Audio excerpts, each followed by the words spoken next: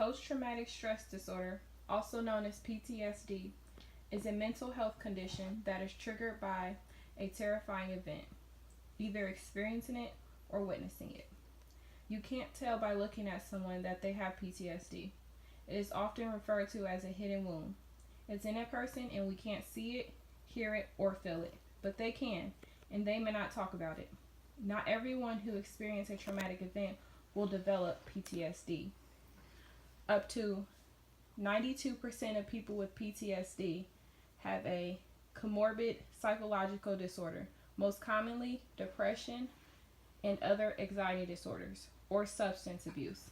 Because PTSD is such a complex disorder with so many different symptoms, determining whether the sad mood or generalized anxiety is just a part of the overall disorder or whether it represents a separate diagnosis is something difficult. In either case, PTSD is one of the most difficult disorders to treat. PTSD begins with the occurrence of traumatic events and can occur at any age.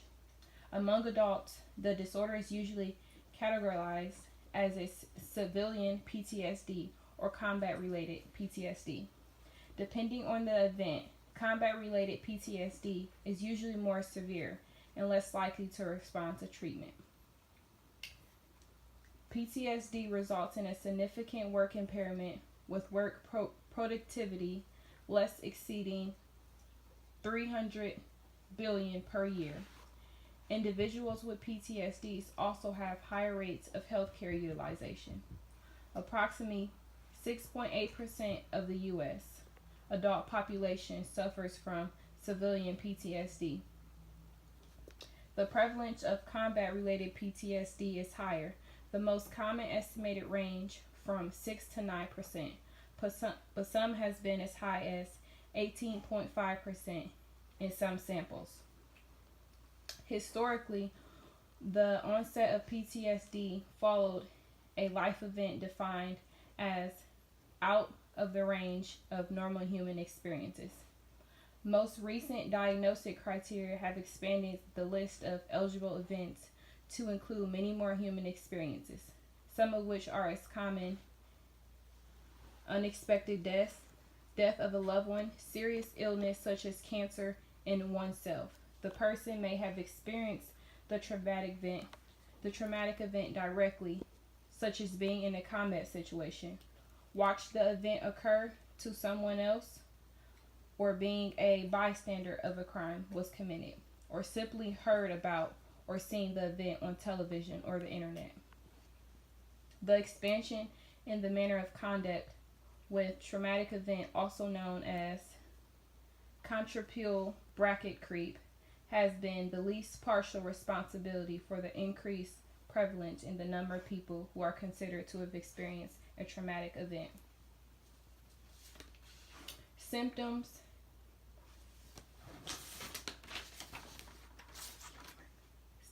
of PTSD may be re-experiencing of the event, dreams or nightmares, flashbacks, anxious reactions to reminders of the event, hallucinations, avoidance of having close emotional contact with family and friends, avoidance of people or places that are reminders of the events, loss of memory about the events, feelings of detachment, numbness, arousal, difficulty falling asleep or staying asleep, anger and irritability, difficulty concentrating or paying attention, being easily startled, hyperventilation. People with PTSD may also abuse alcohol or abuse drugs, have physical symptoms such as pain, rapid breathing or heart rate, and sweating, have depression or anxiety, have problems with relationships. The exact cause of PTSD is unknown. PTSD is triggered by the exposure to a traumatic event. Situations in which a person feels intense fear, helplessness, or horror are considered traumatic.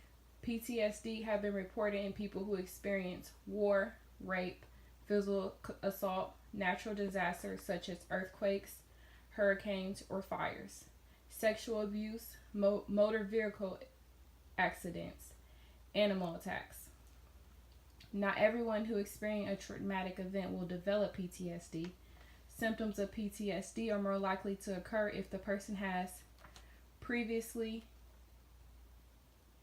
has previous traumatic events, a history of being physically abused, poor coping skills, lack of social support, existing ongoing stress, a social environment that produces shame, guilt, or self-hatred, alcohol abuse, family history of a mental problem, symptoms of PTSD may come soon after the trauma or 50 years later. That is what is meant by in the post in PTSD. There are 3 types of PTSD. Acute, symptoms that last between 1 to 3 months after the event. Chronic, symptoms that last more than 3 months after the event. Delayed onset, symptoms do not appear until at least 6 months after the event.